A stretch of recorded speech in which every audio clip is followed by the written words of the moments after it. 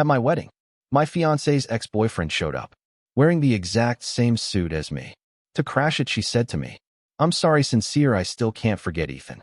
Without hesitation, she abandoned me and ran off, leaving me alone on the stage to endure the mockery from all sides. Then Ethan's fiancée, dressed in her own wedding gown, walked towards me. "If she won't marry you, I will." "Juanis, are you sure?"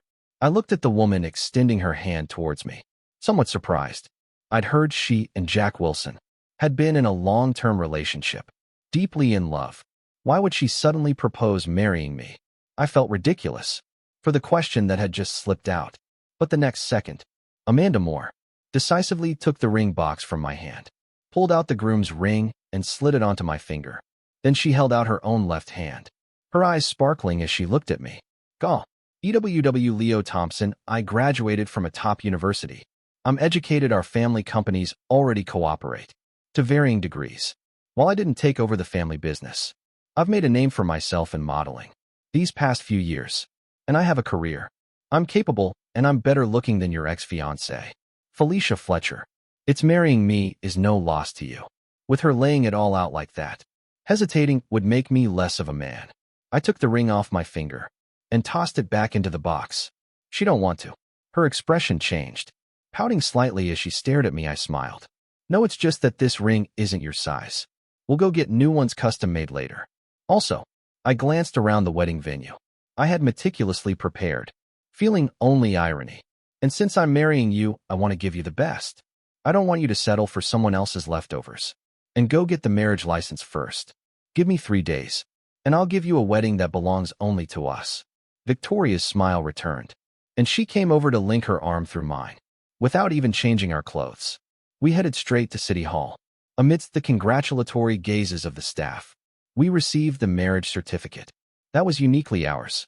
After ordering the new rings and dropping her home, I had just arrived back at my own place when Felicia Fletcher showed up. The wedding dress from the morning was long gone, replaced by a form-fitting dress with a high collar that didn't quite conceal faint red marks underneath. It seemed that besides getting married, she and Ethan had already consummated the marriage. Seeing me, Felicia put on a fawning smile. "Darling, you're back." I took a step back, avoiding her outstretched hand. "But Miss Fletcher, shouldn't you be spending your wedding night with your husband instead of coming to my house?" Her smile froze, and she looked at me with a hurt expression. "Sincere, do you really have to be so sarcastic? Does hurting my feelings make you happy? Sometimes you just have to laugh when you're speechless."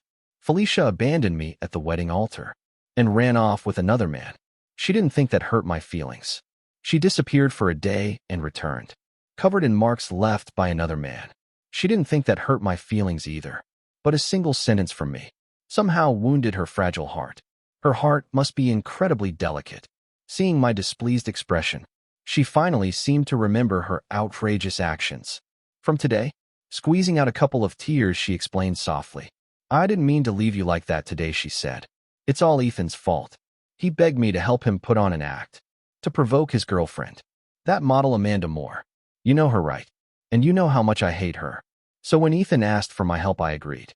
So didn't realize our weddings would be on the same day. It was such a rare chance to crush my archenemy. How could I possibly miss it?" The more she talked, the more justified she sounded in her own mind. She crossed her legs casually. "Don't worry. Ethan and I have it all figured out.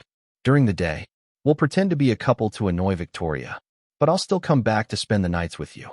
Worst case, once Victoria gets on her knees and begs Ethan for forgiveness, you and I can just have another wedding." How could she even say something like that? What did she think marriage was? A children's game of house? I struggled to suppress the fury rising within me. And Felicia Fletcher, whatever absurdities you and Ethan get up to are none of my business.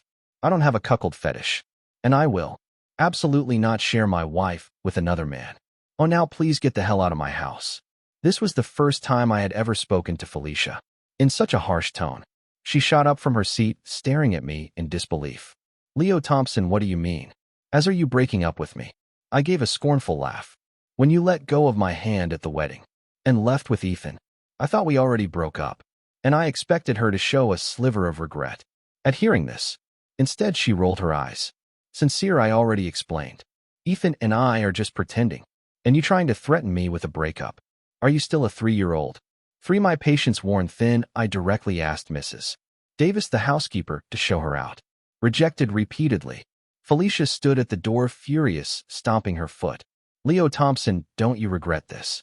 If I walk out this door today, even if you kneel and beg me to come back later, I won't give you the time of day. She stormed off angrily. So much had happened today. Exhausted, I lay on the bed, my mind involuntarily replaying Felicia's appearance as she left. I first met her during an outdoor camping trip. I spotted Felicia almost instantly in the crowd. She had a lively personality, easily mingling with strangers, and her smile was infectious.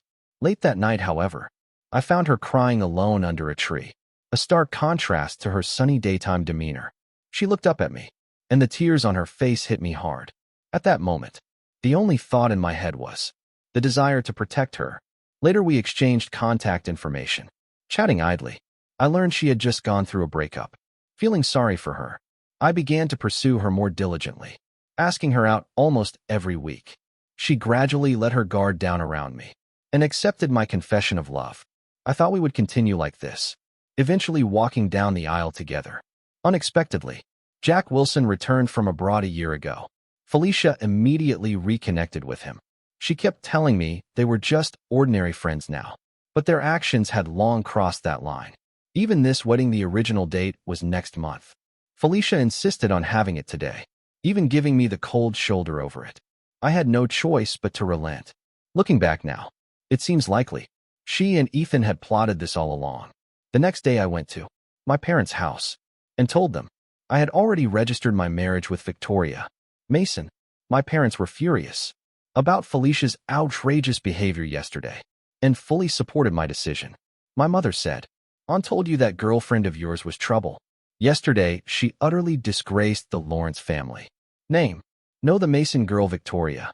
She's a much better match for you. Your father and I have decided we'll add another $1 million to the wedding gifts and throw in a villa in the Southern District. And want to see that Fletcher woman. Regret leaving my son. Although the marriage to Victoria was sudden, we couldn't skip the necessary formalities. Carrying the new wedding gifts my parents had prepared, I headed towards Victoria's family home for the traditional visit. Just as I left the villa complex, a flashy red sports car forced me to stop. Felicia leaned out from the driver's seat. Her eyes caught sight of the passenger seat and back row of my car, piled high with gift boxes, and the property deed resting on top. A flicker of triumph crossed her face. "You heading to my house, sir? You don't really think that, after saying such awful things to me yesterday, you can just bribe my parents with this stuff today to speak well of you, do you?" Ethan sat beside Felicia, sneering. "See, Felicia, didn't I tell you? These rich kids think money can buy anything." He tilted his head arrogantly and sincere. "Let me tell you, if you want to win a girl back, sincerity is what matters most. Tanto, Ethan, you understand me best." Felicia replied, a coy smile gracing her lips.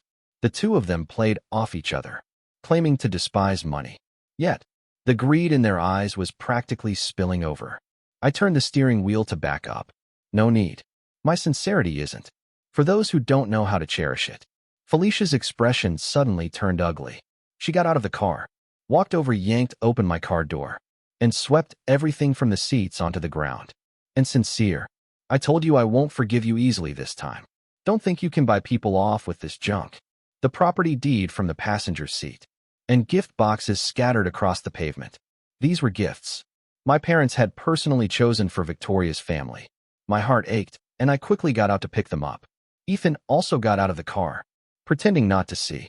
He stepped squarely on the property deed, leaving a dirty footprint. Furious, I shoved him away. Ethan staggered back, collapsing dramatically onto the ground. Felicia immediately turned red-eyed and pushed me. "Sincere, how dare you hit him? Sensei already told you Ethan and I are just acting.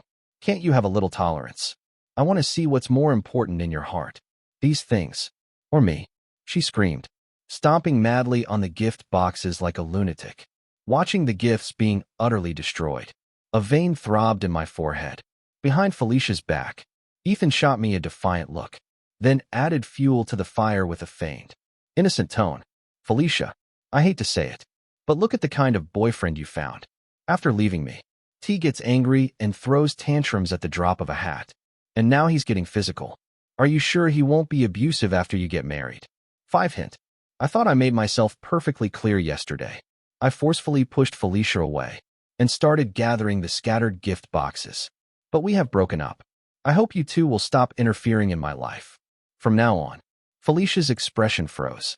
A flicker of panic in her eyes, but only for an instant. She forced a smile. Sincere, who could you possibly love besides me? See, go ahead. Act tough. I'll be waiting for the day you come crawling back, regretting this.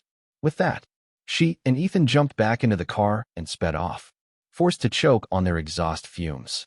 I couldn't contain my anger. Watching the red sports car disappear, I suddenly remembered that the car Felicia was driving was a gift for me. Normally, I wouldn't care about gifts I'd given away, but their repeated provocations had pushed me past my limit. I decided it was time to reclaim what I'd given. After rearranging the gifts, I went to the Masons' house. Victoria's parents were also furious about Ethan's despicable actions. Learning that Victoria and I were already married, they couldn't stop smiling. Good. Victoria's father, Richard Davis, clapped me on the shoulder, laughing heartily, since I always said my daughter deserved better. After dinner, Victoria took me for a walk in their small garden.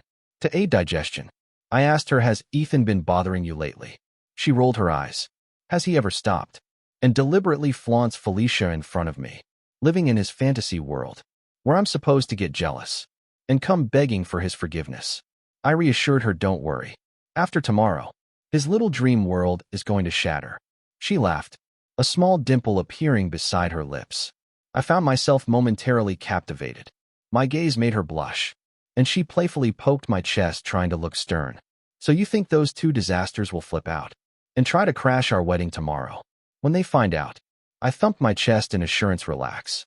I've arranged for double the security at the hotel. This time I guarantee, not even an extra fly will get into our wedding venue. Before dawn, the makeup artist roused me from bed. It wasn't until I put on the suit and stood before the mirror that the reality of getting married again truly sank in. Picking up the bride went smoothly. I carried Victoria into the wedding car, and we slowly headed towards the hotel. Unexpectedly, upon arrival, a large crowd was blocking the entrance, arguing loudly. Looking closer, I saw it was Felicia Fletcher and her relatives. Felicia was wearing a white-themed outfit, similar to her wedding attire from a few days ago, surrounded by her family. What's going on up there? Victoria mumbled, unable to see clearly. I soothed her. Wait in the car, I'll go check it out. After I got out, Felicia looked at me, still wearing a sulky expression. In contrast, her parents, Gerald and Agnes Fletcher, gave me ingratiating smiles. Son-in-law. Felicia was definitely in the wrong the other day. I've already given her a harsh lesson, Robert Harris said, forcefully pushing Felicia towards me. I stepped aside, making no effort to hide my disgust. Moneyed. We've already broken up. Felicia crossed her arms, sneering. Sincere, what are you pretending for? Sincere, I heard all about it. After I left that day, you not only went to my favorite jewelry store to order a bigger diamond ring, but you also chose this even more luxurious hotel. Isn't it obvious you're trying to win me back? She tilted her head towards the long line of wedding cars behind me, and making such a huge spectacle, even having my parents drag me here. When did you learn to resort to emotional blackmail? Well, I'm here now. Satisfied, her parents hissed at her urgently. Watch your mouth. Felicia was still lost in her own fantasy, while her parents had grasped reality much faster. After all, just yesterday I had deliberately sent my lawyer to their house to demand the return of all the valuable assets I had gifted during my relationship with Felicia. They realized their daughter had seriously overplayed her hand.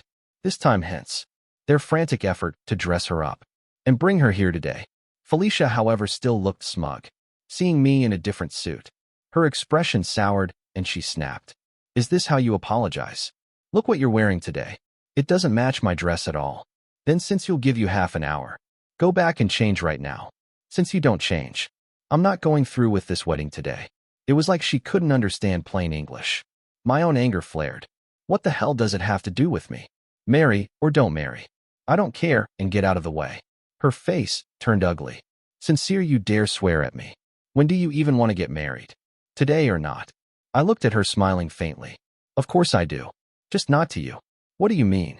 The next moment, Victoria, wearing a champagne-colored gown that matched my suit, stepped out of the car, came to my side, linked her arm through mine, and smiled brightly. Darling, if we don't hurry, we'll miss the auspicious time. Felicia's eyes instantly turned red. Red with fury, that is. She seemed unable to believe what she was seeing, pointing a trembling finger at my nose and screaming, "On Leo Thompson. What the hell is this? I know I hate that fake woman Amanda more than most. Are you deliberately using her to provoke me?" "Pawn. Fine, I admit it."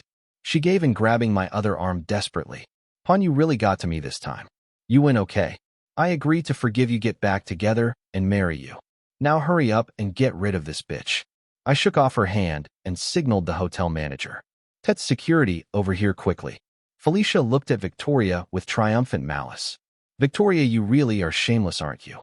First you tried to steal Ethan from me. Now you're trying to steal Sincere. Do you just have to butt into everything I like? Ha ha ha. Let me tell you, you're doomed to fail this time. Sincere only has eyes for me. Since if I were you, I'd leave right now. Otherwise it'll be really humiliating when security throws you out." The next second, I pointed at Felicia and told the arriving security guards, "And get this crazy woman and all these irrelevant people out of here. Don't let them ruin my wedding day." Felicia froze. "Throw me out." As the guards grabbed her, she kicked wildly. "Sincere, you're telling them to throw me out? What do you mean? You're not actually going to marry Victoria, are you?" "Oh, you're crazy. She's Ethan's girlfriend." So, she didn't know Ethan had a girlfriend. I ignored her, picked Victoria up in my arms, and started walking towards the hotel entrance. Behind me, Felicia panicked, struggling and screaming like a mad woman. "Let me go? I'm the bride today. If you don't let me go, I'll have my husband fire all of you." "Then husband, don't go. I'm your wife, Icole. These years we've been together. Are you just throwing me away?" In my arms, Victoria rolled her eyes repeatedly, finally unable to stand it anymore. She tapped my arm, signaling me to put her down. She stomped over to Felicia and delivered a sharp slap across her face. Half of Felicia's face immediately swelled up. "You dare hit me?" Before she could finish, the other side of her face received a slap too. Victoria took our marriage certificate from her bridesmaid's bag and flaunted it in Felicia's face. "Oh, bitch, who are you calling husband? Leo Thompson is my legal husband now. Are you addicted to being the other woman or something?" Seeing the marriage certificate, the color drained instantly from Felicia's face. "Oh, impossible. When did this happen?" "I said the same day you decided to run off with Ethan. The moment you two eloped. Victoria and I went straight to get our marriage license. And because I finally realized that an indecisive woman like you simply doesn't deserve my love." Now Felicia's expression became even uglier. She finally burst into tears, desperately reaching for me. "Sincere, you love me, don't you? Why did you marry her? As I know you're angry, I abandoned you at the wedding. But I explained it was just an act. How could you marry her?" The audacity she had to question me was laughable. With so many people watching today, I had initially intended to spare her some dignity, out of respect for our past relationship. But she just wouldn't let it go. I had my assistant bring out the evidence I had prepared and threw it harshly in Felicia's face. "Montano Act, does acting require going this far? But don't try to pretty up cheating." It was a stack of photos I had specifically hired someone to take secretly.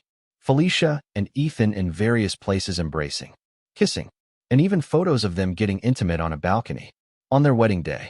The photos scattered all over the ground, clear for everyone present to see. Felicia's parents, seeing their daughter's disgraceful behavior, blushed crimson with shame, wishing the ground would swallow them up. Felicia's face was deathly pale as she mumbled, "Oh no, it's not insincere. I didn't mean to. Ethan and I broke up long ago. He forced me to do all this. The one I truly love is still you." I kicked her hand away. "Ted, lost. I'm not in the habit of cuckolding myself." With that, I picked Victoria up again and headed into the hotel. Unexpectedly, the next moment, another heart-wrenching shout came from behind. Jack Wilson arrived looking disheveled, blocking my path, and trying to snatch Victoria from my arms. "Victoria, you can't marry him." "I don't agree." 9. Even a worm will turn. What was wrong with today? First Felicia, now Ethan, taking turns playing the regretful lover in front of me. The fury I'd been suppressing finally erupted. I kicked Ethan away, placed Victoria safely aside, then jumped on top of him, raining punches down on him relentlessly. You son of a bitch. You getting addicted to crashing weddings, huh? And my patience has its limits. Just as I was getting into it, Victoria suddenly shouted. And Sincere. Let go. I froze on the spot. A bitter taste filled my mouth, because I suddenly remembered that just 3 days ago, Victoria was still Ethan's girlfriend, and supposedly they had a very strong relationship. Was she regretting it now? Did seeing Ethan stir up old feelings, making her want to call off the wedding? The thought made my heart ache. Was I Leo Thompson? Really that terrible that women kept abandoning me, one after another? The next second, Victoria pushed me aside. Don't kill him, let me. She took off her high heels, gripping one like a weapon, and started furiously, striking Ethan's face and body with the heel. Sebastard, how dare you show your face in front of me again? Smack on, leaving me at the altar to run off with another woman. That's a capital offense in my book. Any day is my wedding day, and you dare show up to ruin it. I'll beat you so bad, your own mother won't recognize you. Ethan covered his head, writhing and screaming in pain. Victoria, I'm sorry, I was wrong. Sin, I only used Felicia to make you jealous. I didn't really want to break up with you. I still love you. Dean, I'm sorry, don't marry him, marry me. I'll promise you anything, I'll treat you right. This time, Victoria smacked him across the mouth with the sole of her shoe. You worthless bastard. You're not even worthy of a single strand of my hair. You want to marry me? Go eat shit. 10. It was the first time I'd seen Victoria this fierce. No one expected that on their wedding day, the bride and groom would be beating someone up at the hotel entrance. Everyone around was stunned. After a moment, the hotel manager finally snapped back to reality and quickly ordered the security guards to forcibly remove the disruptive individuals. Victoria put her shoes back on and looked at me, somewhat awkwardly. Sorry, I got a little too worked up seeing that scumbag. Did we miss the auspicious time? No. She caught her breath, then extended her hand towards me, asking tentatively, so are we still getting married today? I smiled, covering her slightly sweaty palm with mine, lacing our fingers together tightly. Absolutely. Under the officiant's guidance, and witnessed by both sets of parents, the wedding was finally completed successfully. As Victoria and I exchanged rings on the stage, Felicia and Ethan crouched outside the hall doors, peering desperately through the crack. They clung like leeches. The security guards couldn't completely drive them away, so they ended up just guarding the main entrance tightly to prevent them from disrupting the ceremony further. When Victoria and I exchanged our vows, the two outside shouted at the top of their lungs. When I don't agree. Since Sincere, you can't marry her. Since Victoria, you can't marry him. Fortunately, their voices were completely drowned out by the applause, cheers, and blessings from inside the hall. Even if we had heard them, what difference would it make? Victoria and I were already legally married, our bond not easily shaken by a few words from others. That night, Victoria and I lay side by side on the festive red wedding quilt, both exhausted, letting out long sighs. We chatted idly, somehow ending up talking about those two unfortunate souls, Ethan and Felicia. Curious, I asked her, what happened at your wedding with Ethan that day? How did he suddenly end up crashing mine? Victoria gritted her teeth. Tanit Dog replaced the wedding video with a PowerPoint presentation of his family's rules. Demanded I kneel and kowtow 3 times to serve tea to his parents on stage, and even tried to force me to sign some bullshit prenup, and demanded I quit my job after marriage to serve his parents, have 4 children, 2 boys and 2 girls, and even make my parents list him as the heir to their fortune. When I refused, he threatened me, called off the wedding, and just ran off. Sinai chased after him and saw him running away with your bride. It's true, different people have different ways of being. Despicable. We both sighed deeply, commiserating over our past misfortunes with poor partners. Then I asked her, so when you agreed to marry me, weren't you afraid I might be just like Ethan? She thought for a few seconds, then rolled onto her side, propping her chin on her hand, studying me with doe-like eyes. Well, honestly, there was an element of risk involved at first, but I didn't have strong feelings for Ethan. I was planning to break up with him by the end of the year anyway, but my dad's health hasn't been great these past couple of years, and he really wanted to see me married, settled with a suitable man to take care of me. If it wasn't Ethan, it would have been some other Tom, Dick, or Harry. Saint and Zelda. Seeing you standing on the stage, the heartbreak and loneliness in your eyes were so palpable. I just felt a pang of sympathy. Luckily, it seems my gamble paid off.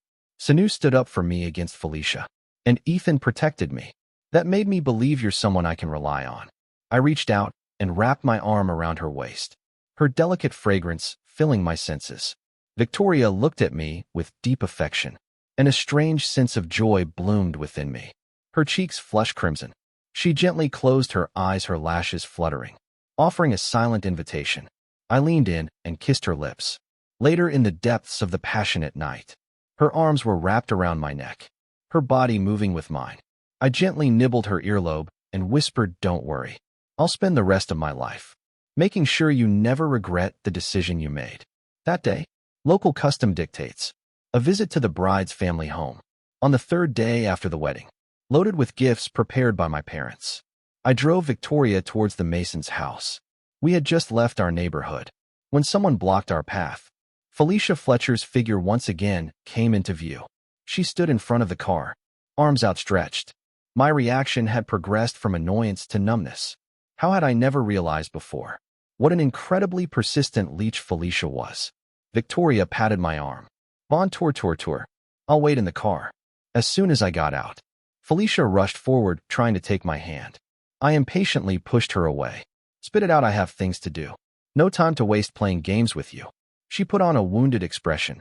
"Sincere, are you really so impatient now that you can't even spare a few words for me?" Pure nonsense. I turned to leave, but she called out sharply, finally stammering out her purpose. "It's just those things you gave me before.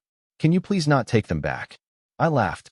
Over the past 2 days, my company's legal department had visited the Fletchers and reclaimed all the high-value assets I had gifted Felicia during our relationship.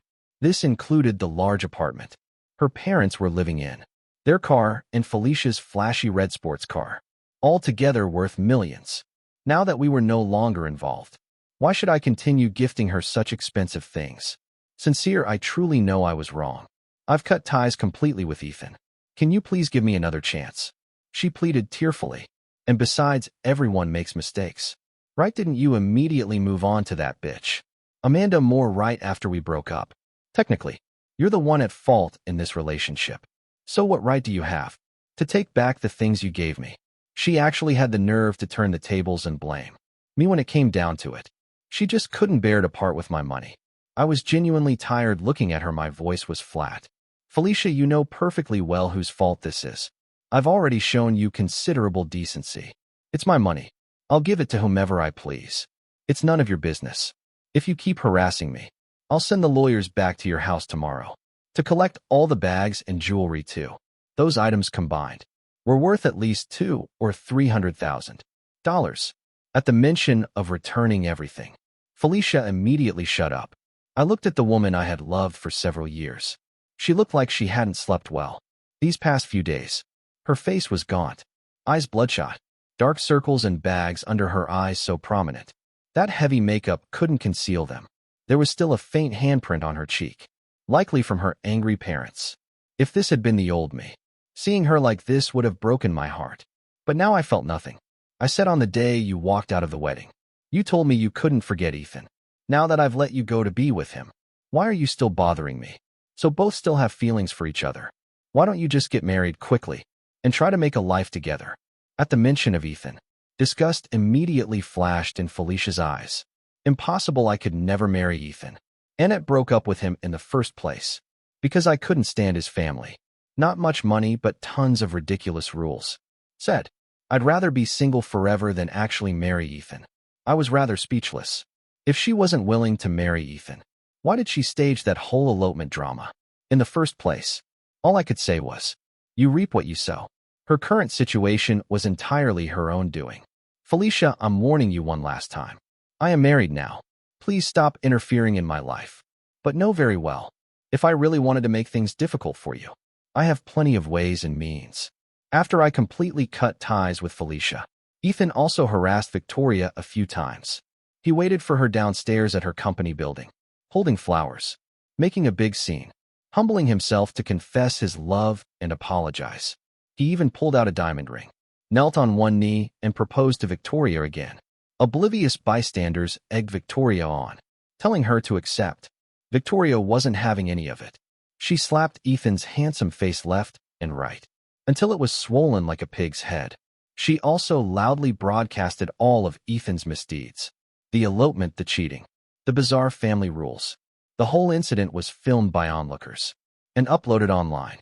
Now, everyone knew Jack Wilson was an absolute scumbag. His reputation was utterly ruined. 14 after that, Victoria and I embarked on our honeymoon trip. We had new wedding photos taken and renewed our vows to each other for a lifetime of companionship in a church in Paris. Upon returning from our honeymoon, the next news we heard about Felicia and Ethan was splashed across the front page of the city newspaper.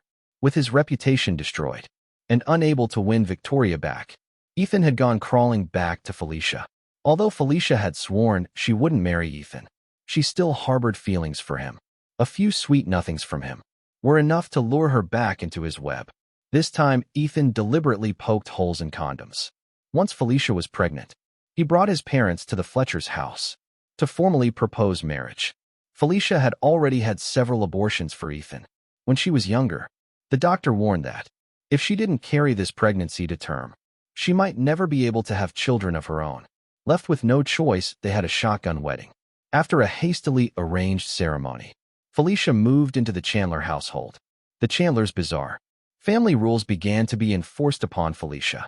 One by one, things like having to wake up at 5 a.m. to cook breakfast for the entire family, women not being allowed to eat at the main table, having to kneel on the floor while listening to lectures from her father-in-law and mother-in-law.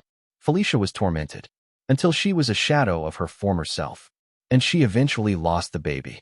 She complained to Ethan, but he just mocked her. Unwo told you to be unable to control your lower half. Back then, didn't you think you were still the precious high society wife? Leo Thompson pampered. Now that you've married into my family, you follow my family's rules. Felicia wanted a divorce, but her in-laws refused, even locking her in her room. Finally pushed beyond endurance, Felicia waited until the whole family was asleep. Late one night, poured gasoline throughout the house and set it ablaze, taking everyone, including herself, down in flames. Seeing the news, Victoria shivered with lingering fear. Thank goodness Ethan ran off that day. I was so lucky I didn't marry into that family. In Sesh, I should thank Ethan for not marrying me. I suppose that's what they mean when they say, fate protects the fortunate. I smiled and wrapped my arm around her waist. On CAS tonight, I'll make your favorite sweet and sour ribs to help calm your nerves. She threw a pillow at me, feigning annoyance. Sincere. Lawrence, stop tempting me with delicious food. And you've already made me gain weight.